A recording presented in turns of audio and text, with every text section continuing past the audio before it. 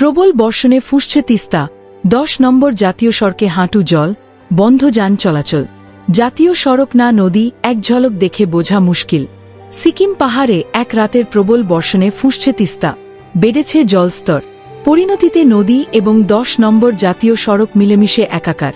কোথাও হাঁটু সমান, কোথাও আবার তার চাইতে বেশি জল বইছে জাতীয় সড়ক দিয়ে, যার জেরে সোমবার রাত থেকেই যান চলাচল বন্ধ করে দেওয়া হয়েছে।